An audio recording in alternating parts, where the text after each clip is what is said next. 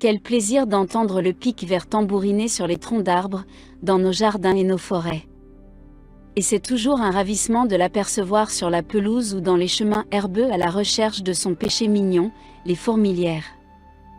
Découvrons qui est ce piscidé trapu, joliment coloré, que l'on prendrait presque pour un oiseau exotique. Pic-vert ou pivert, principale caractéristique.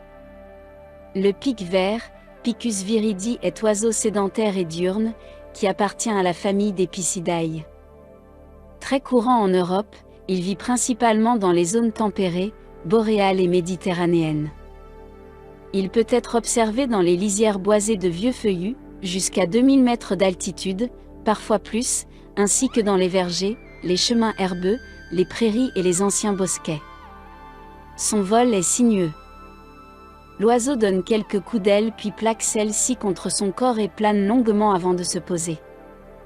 Le pic-vert est un oiseau remarquable, coloré, avec son croupion jaune, son ventre gris verdâtre, sa face supérieure vert jaune et sa tête coiffée de rouge. Il est possible de distinguer le mâle de la femelle à la couleur de leur masque facial. Chez Monsieur Pivert, il est rouge liseré de noir alors que chez Madame, il est totalement noir.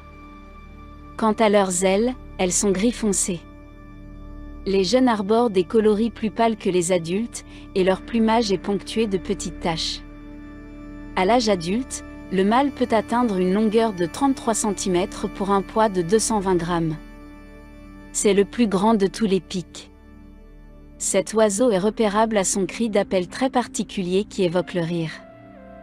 Le pivert peupleute, pleupleute ou bien encore picasse. Il lui arrive parfois de communiquer en tambourinant les branches mortes avec son bec.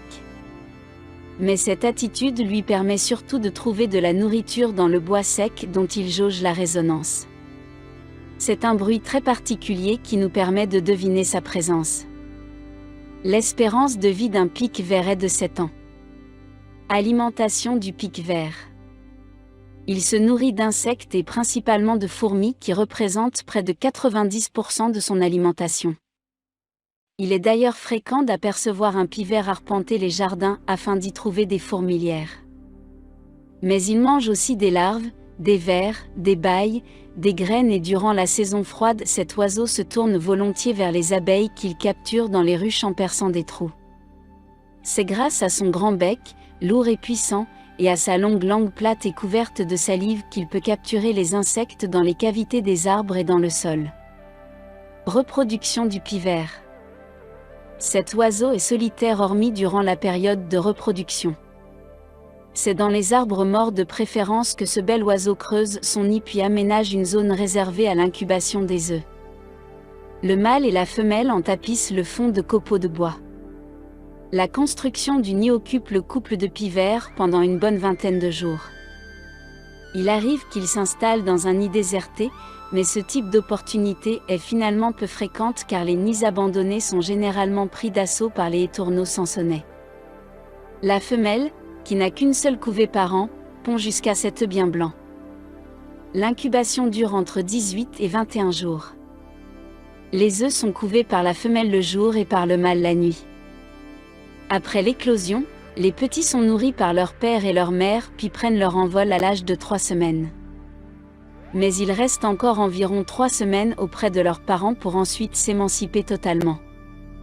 La plus grosse menace qui pèse sur le pic-vert est la déforestation, mais cet oiseau est aussi très sensible à l'uniformisation des terres agricoles, les cultures étant de plus en plus étendues au détriment des terres herbeuses.